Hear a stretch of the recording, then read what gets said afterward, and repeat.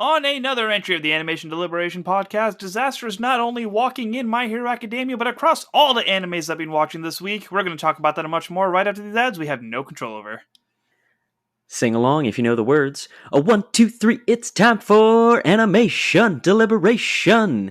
A conversation and a celebration of a favorite action animated series. Yeah.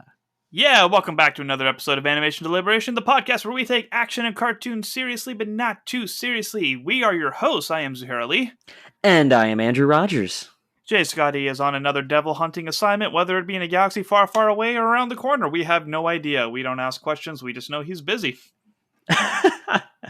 Well, I mean, when you are a devil hunter, there's a lot of things that are put on your shoulders. So, it takes away from the life sometimes.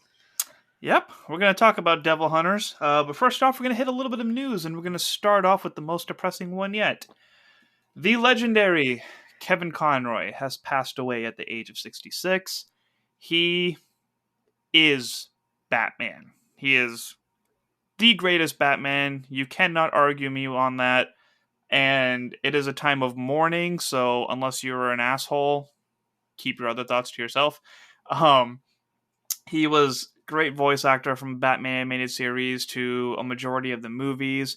To finally actually get him to see him play Batman in a live action role on Crisis of Infinite Earths, it's just there's no other word other than iconic. He's just a brilliant voice actor. He set the standard for how to convey the balance between Batman and Bruce Wayne. It is just a huge loss.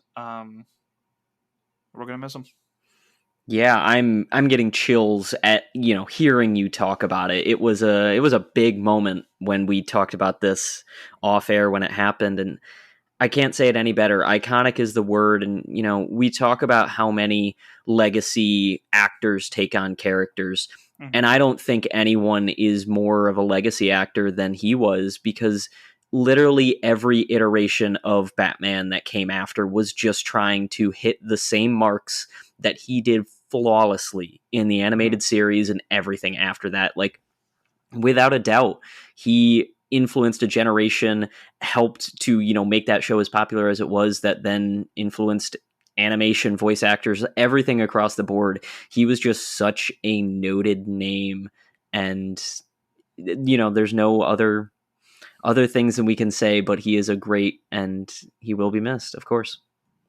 Yep, there's no other like him. That's all we got for that. So, praying for his family, praying for Mark Hamill, who was his rival as the Joker for so long. It affects people in various ways, but there's a beautiful comic strip. I don't know if it's been posted to the socials yet. I think it was DC that put it out, but it was Batman answering a call to the bat signal. I'm not sure if you've seen this yet. No. And Gordon's like explaining the mission, and Batman's not saying anything. And he was like, "Even for you, you're really quiet today." And he hands him a folded piece of paper. And as Gordon opens it, it says, "I lost my voice." And then he Oh my swings off, and gosh. Gordon says, like, "I'm sorry for your loss." And then it cuts to Batman with the tear coming down his eyes, swinging. It says, "I am too." Rest in peace, Kevin Conroy.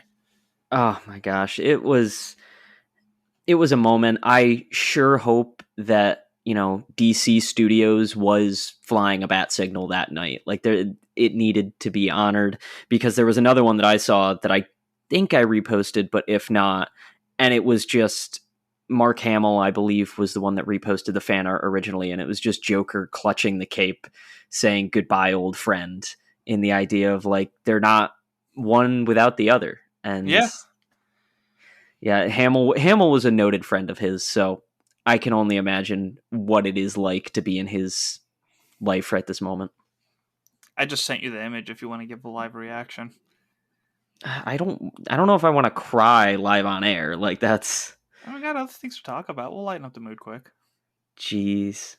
It's beautiful. Whoever did this is this is the original animation style, and the colors and everything. Like, it's just it's so evocative. It's just an emotional moment. And it sucks because our next piece of news is not an upper either. All right. Well, rest in peace, Batman. Tell us about a new trailer that we have. Oh, right, that's in the middle. This is an exciting one. The Elemental trailer dropped today. For those of you who are unaware, Elemental is the upcoming 2023 Pixar movie. It is essentially going to be about the elements that are alive. So it's literally like a city of earth, water, fire, and air. And our two main characters are a fire female and a water male that are going to go on some sort of adventures. I've seen the trailer at this point. I know Zuhair hasn't. It reminded me a lot of like Zootopia in the way that it feels like they're building this world of like everyone on the train has a specific purpose in the way that the rocks work. Like the plants are all reacting to the water people. Like it just seems like it's going to be a really good world building movie. We didn't get any of the plot in the trailer, but it's still something exciting and something to come out of it. So, Avatar meets Zootopia? Yes and no, Pixar because Avatar? I mean, Avatar? they are literally like when I say a fire girl, like she is a ball of fire. Like that is Okay. no, like when I say elements, they are like literally the element that they are meant to Okay. be. Like it's a droplet of water, Interesting. an actual like flame. There's a rock. Oh, that sounds like it'd be very beautiful. It looks it's Pixar. Pixar is doing Pixar things. Yeah, like it just looks like it's going to be another great one. So we'll see what comes of it. All right. Well, speaking of other animation, oh wait, it's an animation podcast. We reported a couple of weeks ago that we were excited to hear that Star Wars had partnered with Ghibli, and we were like, is it a show? Is it a movie? Like, what big project are we getting? Tell them what that project ended up being. A 5-minute Grogu short. And I'm sure that this short is beautiful.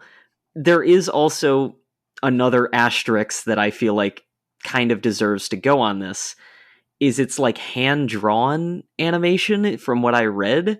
So I don't even know if it's the usual like full-on Ghibli animation or if it's a love letter to old animation. Like I said, I'm sure it's beautiful, but just I don't fault Star Wars. I don't fault Ghibli. I fault all of the news sources that came out with the headlines that were in big, bold letters.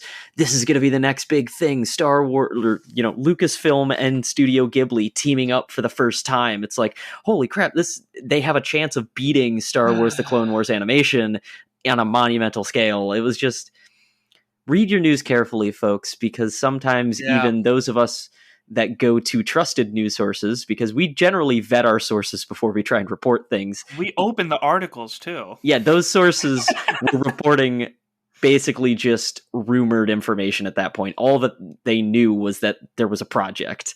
Oh, bother. So I'm sure at some point we will have some more to talk about in that vein when we actually watch it, because it came out this past weekend. But as of now, that is out there for any of you who are fans of Baby Yoda Grogu.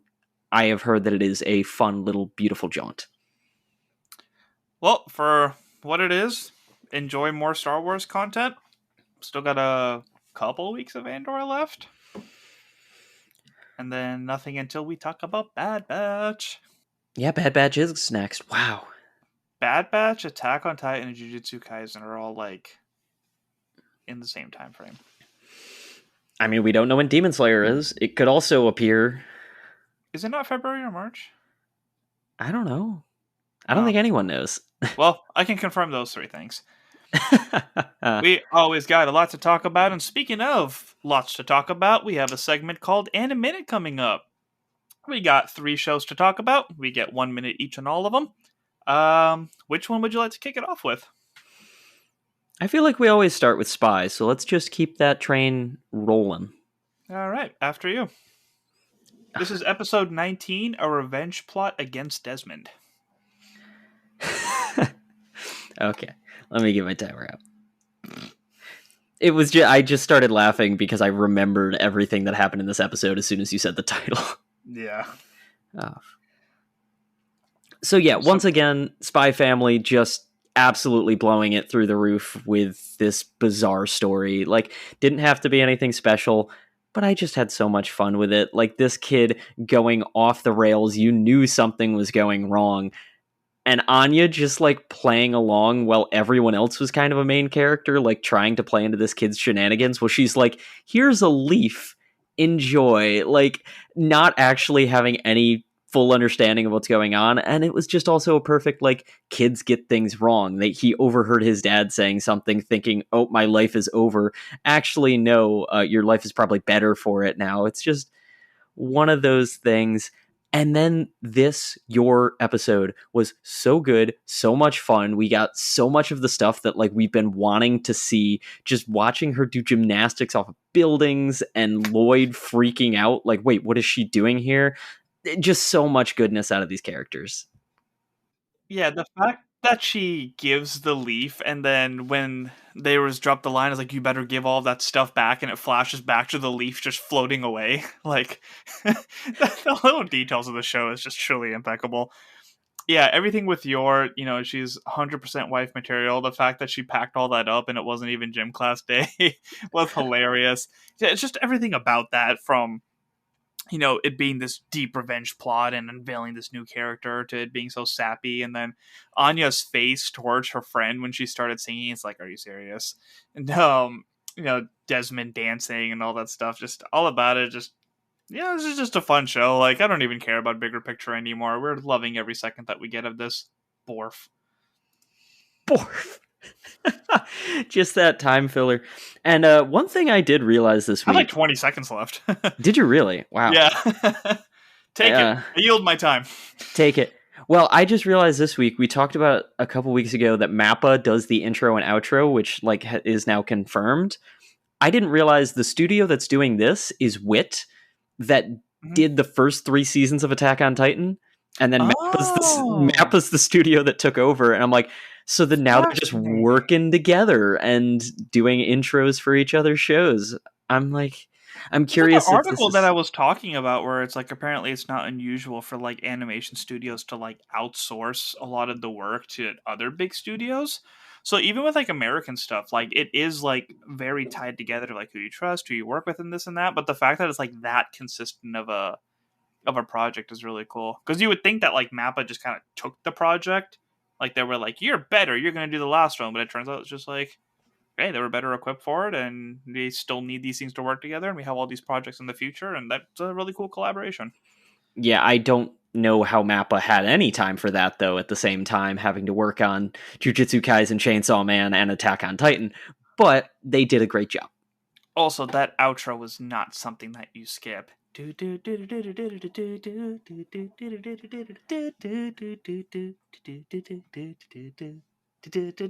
on my anime playlist now.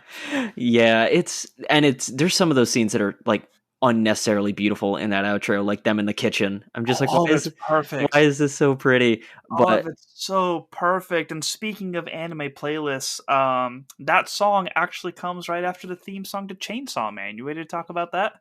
Oh, you know I am. Do you want to go first, or you sound excited? Go for it. Okay, yeah, I'm getting my timer out because I watched this one last night, so this one's fresh. Do it. This is one of the best episodes, I think, that I have seen. I was immediately immersed in all of it. The character writing was so good. It was just enough that like they weren't stupid about figuring it out, but as a viewer, you got to figure it out so much quicker than they did. And there's just all these pieces coming together, and we don't even know these characters yet, but they're reacting like humans, having panic attacks and doing all these things. Mm-hmm. Oh, it was just so good. Eternity as a devil is actually a terrifying concept when they revealed that's what it was. And there's just so many layers to it. It was so good. The music that I want to point out is actually not music in this episode.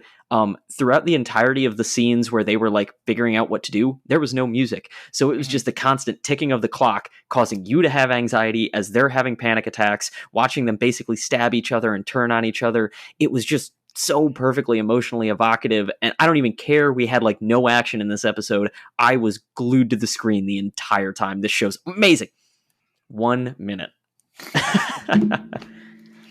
So after this arc is over, I really do want to have this fun fact that like everything that happened like within the span of like 30 minutes, and they're just like really impatient, crazy people. I'm forgetting her name, but I absolutely love the ghost hunter or the ghost devil. Her flashbacks and her origin story and everything is truly phenomenal. Like everything about her design and powers and everything is super cool. It is kind of sticking with what I feel about the show is that it's very film noir and they're taking their time with all this stuff, and I have to keep reminding myself of that because it's just so much build up for cliffhangers. And if this next episode is not going batshit crazy with action, it's gonna be really hard to dial myself back because the build up and everything is fine and it's great, but like stuff like that, the episodes need to be an hour. So we'll see how next week goes, but I hope it's a wild one. 5 seconds. All right, we're getting good at this. Didn't get at this. Yeah, but we have one more still left to do, and this one is all you. This one is all me with Bleach 1,000-Year Blood War. Oh my god, another, like, this season is so gut-wrenching, and like I said, I haven't even watched all of Bleach leading up to this, and I love every bit of it. You have the biggest, baddest mofo around in the Soul Society after 1,000 years being like, you know what? I'm going to fight. I'm going to finish this up. He shows all of his power that he's never unveiled before. He's beaten the daylights out of the villain. You wonder why you even need Ichigo. And then all of a sudden you find out that it was a plot just to get him to expose everything. And the villain was actually like hiding behind the scenes and watching and plotting the whole time. And then took the old man's powers away. Everybody is screwed in this. And like the closing music is so freaking beautiful. I absolutely love the song. But when it just cuts out to like this slow fade and you see this graveyard of all the captain's swords and stuff, man, this every weekend you just the way these episodes end make you feel so hopeless. Oh god, I hit the minute right there. That's amazing. And honestly, listeners, we haven't gotten much feedback, but I really hope you are all enjoying these Minutes because I get to be a listener to something like this when Zuhair goes off like that, and he has me so sold and so intrigued. And just, when I have free time, perhaps I'll pick it up. But like, I hope that you are getting as hype as we are because I am so invested in a show that I am hearing a minute about every week at this point. Just listen to how the song starts. Like, imagine like one of the coolest characters you've ever seen has just lost all of his powers and like is literally staring at death. And then it fades to this.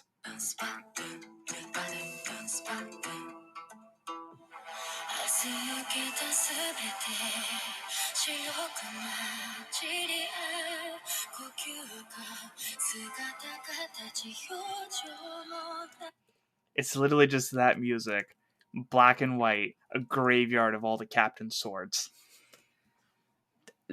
It's emotional, is what that is, for sure.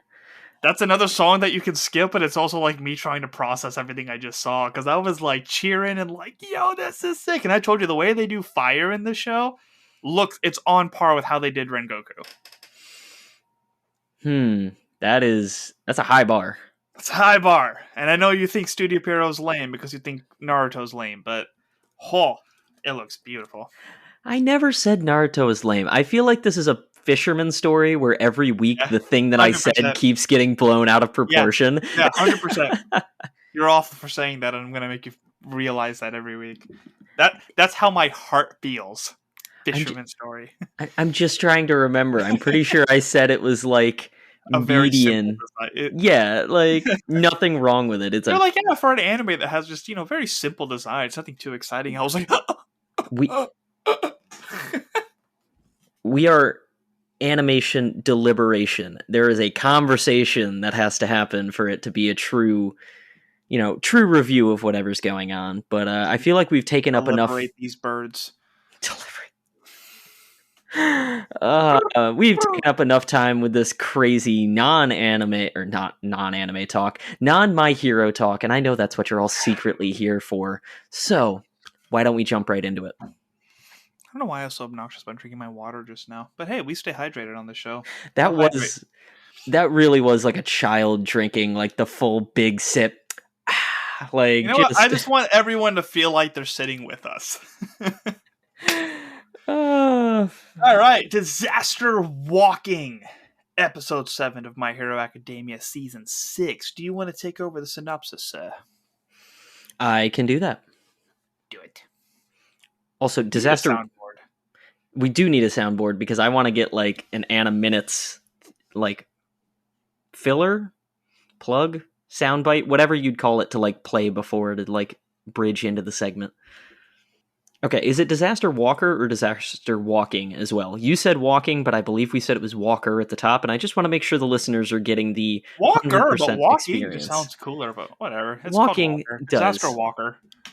Episode 7, Disaster Walker. A news helicopter reports in on the devastating destruction of Jakku City. With All Might watching on nervously, in the city, Shigaraki is able to efficiently deal with Endeavor and Ryoku's attacks. While the heroes attempting to assist are forced to face against the newly awakened near high-end Nomu. Nomu with the strength of a high-end but lacking coherent thoughts. Shigaraki tries to use this opportunity to kill Eraserhead, but Deku suddenly arrives and tackles him, declaring his and Bakugo's intentions to save their teacher. As Endeavor returns to the battle, he agrees to let the two students join in the fight. Shigaraki hopes to try and capture Deku and escape, but in the process he ends up calling him his little brother, surprising the two. He realizes that the will of his master still persists within the quirk, rejecting it and declaring his desire to be better than All for One. The heroes proceed to overwhelm Shigaraki with their coordinated attacks. Meanwhile, at the villa, Gigantomachia carries the League of Villain members on his back in an attempt to reach Shigaraki. Right before he does, Dabi nabs Skeptic to take with him, planning to use him for a specific purpose. Mount Lady is able to barely hold off Gigantomachia, slowing him down while being pushed backwards. Midnight attempts to use his quirk to send the villain back to sleep, but is thwarted by the attacks of Dabi and Mr. Compress, which knocks her onto the ground, injuring her. She calls on Yaoyorozu. Yaoyorozu. Or is it Yomo that they call her? I think it's Momo. Momo. Yo Momo, and tells her to create anesthetics in order to put the beast to sleep, just as their call is cut off. With the heroes busy fighting the villains and only the UA students remaining, Yaoyorozu takes charge, issuing orders to her classmates as they prepare to intercept Gigantomachia. And, like, if the length of this synopsis is anything to go by, like, I was reading what I felt like was the normal length, and that was just the first half of the episode. Like, it felt like 2 episodes occurred in one. I almost stopped you after the first half just to, like, talk about that half and then read the other half, but, like, oh, the show is so stinking good. I mean, you know, we finished with the Yaoyorozu stuff, so I'm just gonna go over there. I was terrified for Midnight. Oh my god, like, I still we am. see her as like this, you know, just the fan service character, but like they have not overdone it this season at all with her. And No. her telling orders and, you know, keeping her students calm. Like, she was seriously like, hey, Ayurozu, if you can do this, even though it's against the rules, help us out. If not, just go run away. Like, it's fine. We'll figure it out. I don't want to put you in danger, but I know what you guys are capable of. So I'm trusting you guys to make the call on what you're comfortable with. That was such a powerful sentiment before she gets knocked the F out. I'm also kind of curious what the rules that she was referring to was. Like, she talking about the law? Like, it's illegal to sedate Gigantomachia? That's how I'm taking it. Yeah, it was a very interesting way that she phrased that, aside from like, okay, what are you capable of? But yeah, it was this heart-wrenching moment of like, what is she going to do? We've talked about how she's kind of getting into this leadership role. She is obviously the leader of the class, but what was that really going to look like when it came time to make these harsh decisions? And she just snapped into that leadership. She was ready to go. And after quite the panic attack. It felt more like an internal panic attack, though. Like, it wasn't the outward, I don't know what to do. It was very, like... It felt like this was supposed to be a 30-second thing that happened, and then she made the decision. I feel like it was... as outward because of the way everybody was like, hurry up, tell us, what do we need to do? Like, that I think because they're familiar with her, they saw the shock of like, "What's your orders, Captain?" Yeah, Which makes me like it even more because like these at the end of the day, these are kids we're talking about.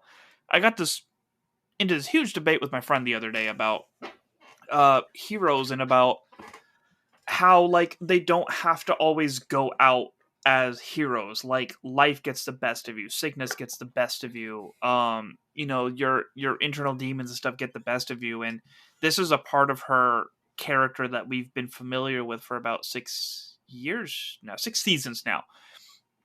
So to see her go through that, like, we worry for her. We see the growth, we see the development, but we as an audience like know she has this tendency of panicking. So it's awesome that she's able to get through it, and we'll see, you know, the results of what she comes up with. But it's important to know that this is a character trait that she didn't just magically get over. It's still something that she copes with. Like, I've been a photographer for about 14, 15 years. I still get like fidgety and panicky to every shoot that I drive through throughout the day. So to see that within this character of like making the decisions of people's lives at stake, I think it's super important that we acknowledge that she has this tendency and she's actually working through it to be the best version of herself. Oh, yeah, I couldn't put it any better, and that's exactly what I was going to say. Whether it's inward or outward, it was still amazing as an audience to get to see that. But Yeah. then also the fact that her friends, and some who aren't even her friends, because you have Class 2 there as well, that was, or Class B, still ready to listen to the order. What do we need to do? How are we going to do it? Hmm. And as much as it was kind of that cliche, I still couldn't help but smile as she wanted to be like, you don't have to stay here. And Kaminari was, is it Kaminari? No, Kaminari's, Yes. Yes. okay. How Kaminari was just like, you don't have to say it. Let us stay with you and fight. Like, just having them all have each other's backs, it was just, it got you so hyped up for whatever's coming. And it's back to this show doesn't feel long enough every week. You're chomping at the bit. That episode ends and you're like, how can that be it? Where's that next step? What is it going to be? Because they didn't put it as like a, oh, this anesthetic is going to be easy to get in Produce? Gigantomachia. I get, well, they produced it, but like Gigantomachia's Mm. got hard skin. I don't know how this is actually going to like work, if it's an injection, if they have to make him swallow It's it, if it's literally the by armor titan. smell. Yeah, like it is, it's that same level of fear though as the armor titan. So like there's a lot going on and they didn't make it an easy answer. So now suddenly our students are in the full thick of it while also the villains are on this thing's back. So there's a lot that's going to happen, and I cannot wait to see the showcase of powers that we're also going to get, because they kind of gave us that reminder of like, well, we have, you know, the mud guy that can turn the ground different. We have Mushroom Girl. We have all of our 1A students. So how are they going to weave this together to be a plan that works? I cannot wait to find out. Ooh, I'm gonna call my shot right now that mushrooms are going to end up on Gigantomachia's nose. Because remember she put out the ones that like almost killed Tokoyami, and they had to call the match. Yeah, no, it's a, she's got that power. It's just a question of what works on Gigantomachia more than anything. Yeah. I mean, just the fact that she has options that are that dark, and of course seeing Jiro and I always forget the dude with the multi arms, um, having them as the recon of trying to find out, all right, how far is he, how tall is he, how much time do we have, like that high maintenance like military like just talk, give me the information stuff. It was a great way to wrap the episode, and like I wish I could apologize to the creators because you know where they would typically have a commercial break, like they show the character and the powers. Mm-hmm. So we had, I think it was Deku, and then it cut to midnight, and I was like, I don't care about that story right now. I'm more Yeah. interested in this. I want to talk about Shigaraki. What the hell is happening to Endeavor? And then when it played out, I was like, I'm sorry. No, I had the exact same reaction. I'm like, wait, you're not telling me that's all we're going to get of that side of the story. Like, this is the most insane, emotionally evocative side of it. Oh no, well, actually, the other side could do it too. So I guess we should jump back to the beginning of the episode as well. No, I'm not done yet because I was scared. I mean, like, I was scared for Midnight, but like we didn't talk about how like when we saw the teaser to get into this episode, we thought that Mount Lady was gonna go like toe to toe, and she was just being dragged the whole time.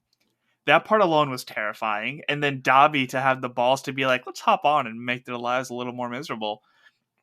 Like, we remember Midnight's powers, we're like, oh, she's gonna flex right now. Like, she's gonna single handedly bring this big dude down. It's gonna be awesome. Nope. I felt so bad for Kamui Woods. I was so terrified for him because he's literally just wood and then got hit with blue flames. I was like, I really like him. Don't kill him. Don't kill him. Don't kill him. Mount Lady's just getting the snot beat out of her. I love her grit though, just how persistent she is. She's like, just stop now. Oh It's the yeah. last time I warn you. Like, as she's falling down even more and then gets yeeted by her legs. So yeah, it's just absolutely terrifying to see our heroes in this situation. Midnight like can't even turn over, and there's like 5 villains creeping up. So we'll see what happens. But I had to mention all the other parts of that because it was just like what I said with Bleach. Like every time you think there's hope, like they just kept getting kicked again. They kept reassuring the students. It's like, hey, don't worry. Like we're gonna take care of it at the front. Like you're just here as backup. Just in case. Probably won't even need you. And now it's like, hey, you're all that's left. Figure it out. Yeah, like I love how good the show is that like I should have seen it coming. I should have known that the students were going to be the literal last line of defense. But now that it's happening, I'm in disbelief that we're actually about to watch them save their idols, teachers, and the number 2, 3, and 4 heroes that are hanging out there with them. Like that's a bizarre concept, and they're just setting up so many things that I don't know what to keep track of anymore, because until I read this synopsis, I also completely forgot that Dobby decided he was going to go back and get Skeptic. Couldn't remember his What is name. Skeptic's ability? Like I see him on the computer. Is he just like an Intel dude? I think it's Intel. I'm guessing his quirk just makes those things work better, because if I remember correctly, he was just doing all of like the tech stuff in like the villain city when they had that fight last season. But I don't think it was ever like expressly talked about, oh, here's exactly what his quirks do. Or if it was a bit overshadowed by all of the other quirks that, were fighting twice at that point. When I typed in his name on the wiki and went under abilities, it says company board member, audio video editing, hacking skill, leadership skill, tactical skill. Oh, by the way, his power. I was like, oh my god. Meta's ability allows him to take a human-sized object such as a desk or a refrigerator and turn it into an extremely lifelike look-like of any given person, which he can control Oh like a yeah. puppet. Yeah, we did know that. That was a thing. I didn't get to, when I was doing my rewatch, I didn't get to the villain academy part. I stopped like in the middle of like when Deku's whip power opened up. Yeah, that was like the last season that I watched, and then I immediately started watching Mob Psycho, where they also had a weird the villains own a tower and we have to fight our way up arc. So like I just keep getting the wires crossed when like talking about that arc in general, because they do very different things in those arcs. One of the things you and Scoots mentioned last week is how you want all these heroes to appear Portal style. It made me remember that Uraraka, Tokiyami, Asui, all of them, they don't even know what's going on yet because the radio cut off. Yeah. Are they still helping with evac? Are they going to show up? Are they going to fight Nomus? Because in the opener, I'm not a huge fan of the song. It's all right, but it ends with Bakugo, Deku, and Shoto. Oh So yeah, I'm Shoto's got curious, to like show when up. he's gonna pop up and ball out. So they didn't really, because as much as the Nomus were like an air quotes big deal, they really weren't as much, like with that being the cliffhanger of last episode, because if I remember correctly, Endeavor's flaming haired sidekick showed up with a bunch of heroes and like they're fighting the near high ends. I wouldn't be surprised if we didn't get to see it yet, but Shoto is amongst those people that are helping to fight the near high ends, or they're going to come in the next round, perhaps. I think they're coming the next round because when Endeavor saw Bakugo and Deku, he was like, "Where's Shoto?" Like right away. He was like, Oh, that he was a didn't come with moment. us. Ah, Yeah, just in like, the middle of the fight, like, oh man, Deku's entry. oh my gosh, yeah, That was like sick. He was like all the stuff about Aizawa, like flashing back. He's like, I'm doing this for my students. There's so much more to see of them, and this and that. And Deku is like, "Hi, I'm here." Aizawa like nearly gets best sensei award because Yeah, and that's a high bar to get when you have all of the great anime, big brother sensei characters out there, but just that reflection of how much he really cared about them, how much he was always doing, how he was always there, the fact that like Deku's emotion took over and all of them were like, "Wait, where did you come back to?" He's like, "If he can't hurt me, I'm going to hurt him. Let's do this. Like it's time to yeah. throw hands." And And you know that you can track him too, so it's like, how far is he actually going to run? I don't know if they figured out the tracking. I wouldn't put it past Deku, but Yeah, even Bakugo, like, still holding on, like, all the stuff that happened to him with the villains earlier on. He was like, I'm not done with you yet either. And he hits, like, the multi shot. oh my god, And then the size Shigaraki of has that that one. comment of, like, was that just supposed to tickle? And then it was the big boom. I was like, yo! Yeah, I don't want the season to end, but whatever this final fight is about to look like is gonna just go ham. Yeah, I got one thing spoiled for me, and I'm kind of just waiting for that to happen. Um, I'm just processing how intense everything is. Like, I'm struggling to put it into words, which is not very helpful for an audio podcast. Well, it is interesting because Scoots and I, as many of the listeners will know, we went pretty short last week. And at the end of the episode, we were like, all right, why were we so short? And it was just because like last week's episode was a fight the whole time. And what are we going to Yeah. talk about on the podcast? Well, they fought, and they fought some more. Whereas this week, there's so much substance to the whys and the hows of what they fought that I agree with you. It's hard to put into words because there's so much happened. I Mhm. just remember sitting there trying to take it in at the end of the episode. Like, yeah, I don't know. It's just all happening so rapidly. And I think that if I could get one wish of this season, I wish they did the same thing that they did with the Save Airy arc. I want the timestamps of like, is this like an hour that all of Mm. this is happening at once? I just love knowing those little tidbits of like what it actually looks like when Yeah, we're because they seeing so keep much in slow cutting motion. to the command center and like giving updates about what's happening and who's not contacting. Like that'd be a great time for the timestamp. Yeah, just throw them on the screen somewhere. That would be a perfect way to do it because you have to assume most of this is going on congruently between the two locations at the Oh yeah, very least. yeah, because they So, deployed all at the same time. yeah, so it is feeling very stretched out, but what is that actually going to look like? Because I also don't have a great grasp on how far away the villa is to the hospital. Like, how far does Gigantomachia have to run to get them there? And as such, how big of a distance do the students have to try and stop Gigantomachia? I think it is a relatively short distance because they're operating out of those two spots. So I imagine they don't want too long of a commute. I mean, but they also couldn't one of the Nomu's portal. I mean, when you have a Kurogiri in your arsenal, does it really matter how Yeah, far but you away got to your have Plan two? Bs, dude. I mean, I'm not disagreeing, but is the doctor that smart? Dude, if I know you need to have Plan Bs, the villainous doctor knows you need to have Plan Bs. Yeah. This is the first time this season that we saw All Might and Eri. Not for very long. Yeah, We also just this seen the them. synopsis did not mention that Eri was there. Like, I'm sorry, All Might, you need to censor this. Like, she should not be watching whatever this newsreel is. Like, this is some intense stuff going on for a very, very small, sheltered child. I was thinking that it was an odd time for him to be babysitting, and then I thought about it. I was like, wait, everybody else is gone.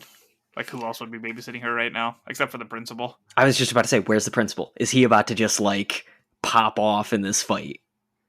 I'm honestly Because surprised he's not in the command center. The heroes that were traitors, somebody else, like, came in and, like, got a hold of them already. So, like, every hero is doing something right now. Oh, yeah, no, it's an all hands on deck kind of situation, and it made me worried at the beginning of the episode if All Might was going to like join the fray and try and save Deku. So I'm happy to see that he has babysitting duties because it feels like he will be sidelined throughout all of this. Yeah. Seeing Shigaraki kind of have that inner monologue with himself when All for One was starting to take over. Oh my gosh. And like the So dialogue pretty. started lining up and he said it and everybody was like, "What are you talking about?" And he was like, "You know what? I appreciate everything you did for me, but you did it your way and you messed up. We're doing this my way now." Like, oh boy.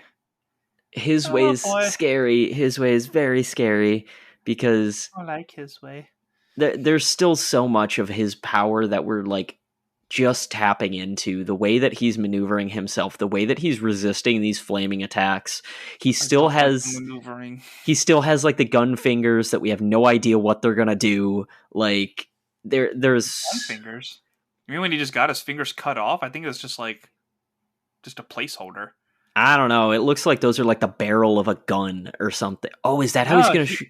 Is that he how he's gonna lost his shoot the anti quirk bullets? maybe? Ooh, that's a thought right there.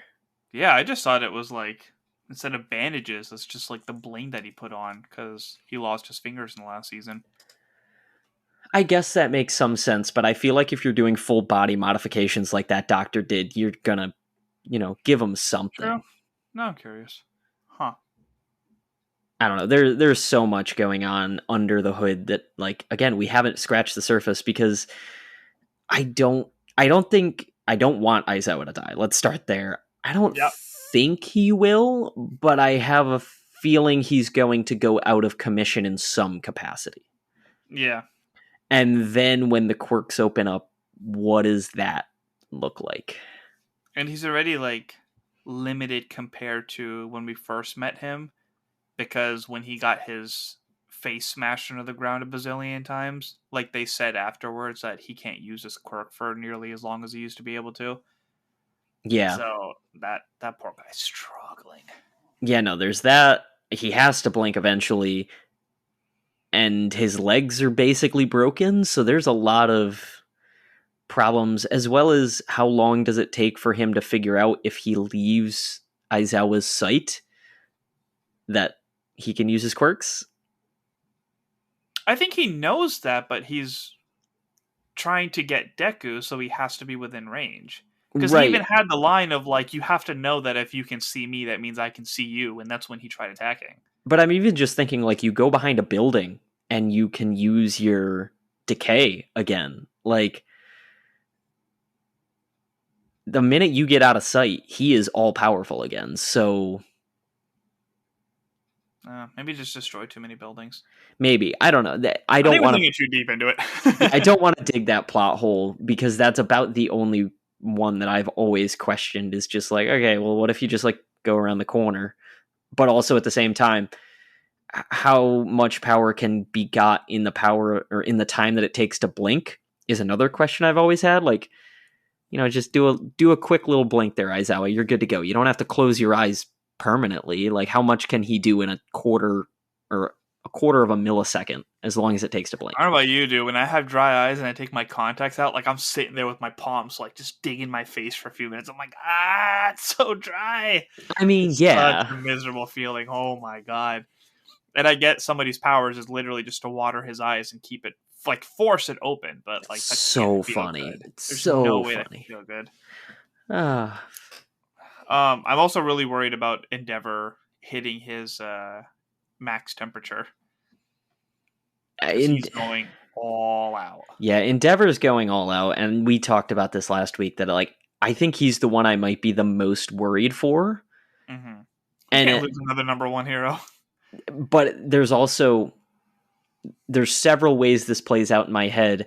Either Shoto is going to have to come like avenge and save him, or Shigaraki's going to attack Shoto when Shoto defends Deku, and Endeavor's just gonna pop off. Like, I think Todoroki's actually going to cool down Endeavor. oh, figure out how to put the quirks together. Yeah, so he's going to be fighting and like he's going to be cooling Endeavor while he does his thing. It's got. At this point, I just feel like it has to be a Dobby Endeavor showdown. Then, like Gigantomachia gets through, We've and seen they that in one movie, yes, but the it second movie. feels like it could be something more. There's so much going, and I don't know what to think. And I'm sorry, MCU, but I haven't cared this much about like a superhero thing in a while. Like this has me so hyped up. This feels like I felt back during Infinity War. Like I just don't know what to expect around the corner. It's gonna be fun. Oh, yes, it is. Gut-wrenchingly fun. How many episodes do we have left? I believe we're getting 12. So five No. 5 episodes left. Oh no. I I It's gonna hesitate end up to on a cliffhanger. I was about to say I hesitate to believe this is all wrapping up in the first 12 episodes. I think we're going to get 12 good episodes and then 12 more good episodes. Like we're not going to get a you know, we need to put on a play at the school show arc this season. Why, God? Why? Oh, I found the name of the next episode. Well, if you want the answer to that, catch us next week on the Animation Deliberation podcast. Wait, the season will run for 2 consecutive cours. It will air for 25 episodes. Well, it's usually 25, but are they not taking their break this year? Oh yeah, they have like a little break, but still Yeah. 25 episodes for the season. Well, Don't yeah, do me like that. but like if you look at the past few seasons, it's been 12 episodes of like raw heroes, and then like I joke, 12 episodes of well, we need to please Eri at the school festival. How do we do it? Like it was really two distinct arcs, whereas who knows how it's going to play this time. Something happened after that. The school festival arc, Yeah. it was like 10 episodes of the school festival arc, and then you had the 2 episodes of like the Kurogiri Aizawa story, if I'm not mistaken. There's no way that was it. There was one season where that was like the entirety of the 12 episodes. No. Was it season 4? Dude, that was when we met Hawks and found out the new hero lineup and him fighting the Nomus. That was the second half of it with the you find out like all about the Todoroki family. Oh, I guess that was only 6 episodes. It just felt like it was so long. Dude, I was like, no, there was something else. There had to have been something else. It did not end on the damn festival. Well, I knew it didn't end there, but I'm just saying, like, You did not know that. that's as close as this show gets to filler. This show does not very often do filler. Don't do me like that. I do what I gotta do. Annoy people? Let them down? Heavily. Call great anime lame animation?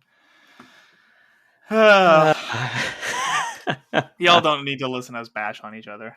It's what brothers do. Alright, anything animated related you want to talk about? That's such a broad question. No. And I can't believe we're already into November. October just ran by with anime, but there's still so much going on out there. And like I'm consuming other stuff we're not talking about on the show. So we say it every week, but Like please finally started the first episode of Blue Lock. Seems like that's going to be interesting. Hopefully I get a chance to like actually properly dig into that. Black Clover. Screw you, Crunchyroll. Black Clover I'm almost done with. We're like 140 of the 160 episodes that currently exist. So almost there. Maybe Fire Force next. We have no idea what's actually coming because time is an illusion. And I started watching the X-Men animated series. Not anime related, but just like have been getting in the Marvel old school mood and just wanted to go back and do the X-Men animated series, which is just it's fun. It's a great story. The X-Men are just some of the best stories when it comes to Marvel in my opinion, so I'm here for it. What about you? Anything else outside the show that you've been doing besides football? Uh, Andor still Andor has its moments, but good lord, is it slow. I want to watch Blue Lock, but screw you, Crunchyroll. Ha ha! Um, I'm rewatching Jack Ryan because season 3 is coming out. Season 1 of that show was incredible. Is that the Amazon Prime one with Krasinski? Mhm.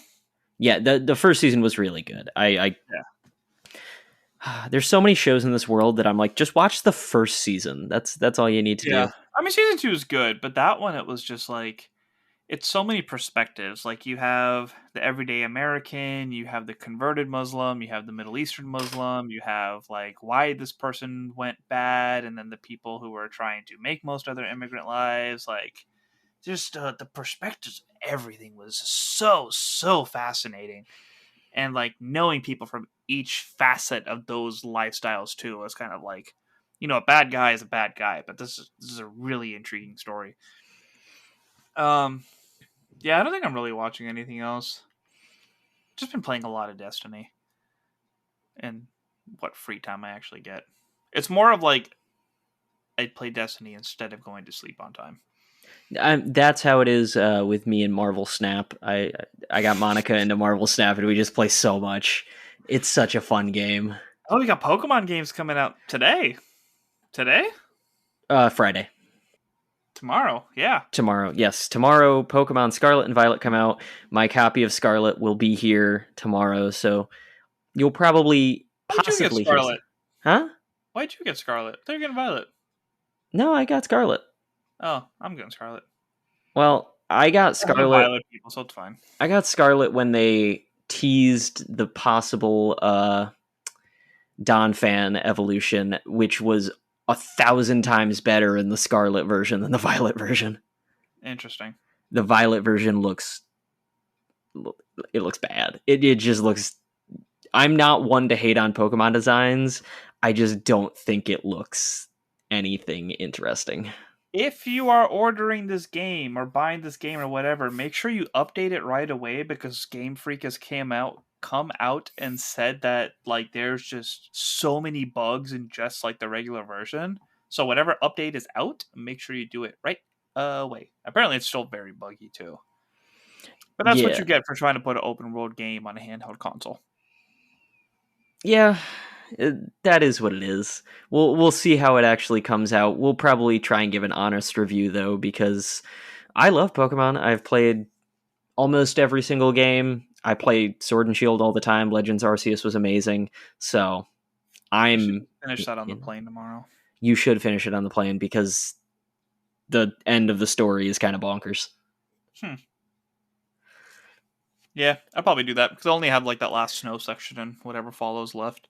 Yeah, and we're talking about planes. We're talking about, what's going on next week with Pokemon and everything else. Just to give you a peek behind the curtain, listeners, we have no idea what our schedule is next week. It is Thanksgiving. We're all traveling. We're all doing different things. We're going to try and line up our schedules at some point earlier in the week and see if we can get something out for My Hero Academia. Keep an eye on Twitter and the rest of our social medias for any updates. I will try and put something up there if we're not going to record, just so you know not to be waiting by your feed the entire time. Obviously, that means we'll just cover both of the episodes in the following week if we don't get to it next week, but we wanted to be frank with you and just say, life is crazy sometimes. We're going to try our best, but, no promises. And also, take that time to also spend it with your family as well on Thanksgiving and around the holiday, just like we are doing.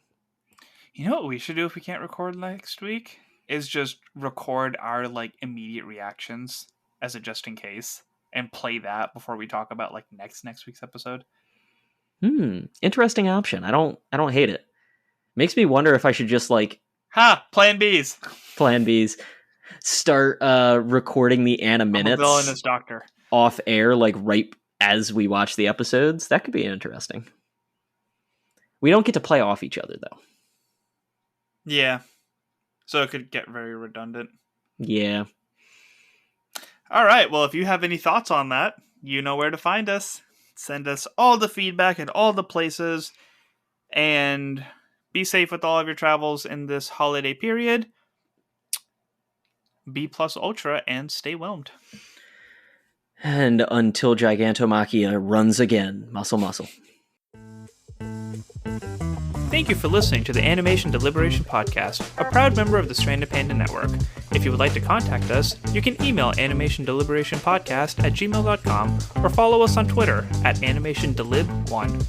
For this and other great shows, you can visit strandedpanda.com or join the great community that is the Stranded Panda Chat Facebook group at facebook.com/groups/spchat. Tune in next time, and remember, stay whelmed.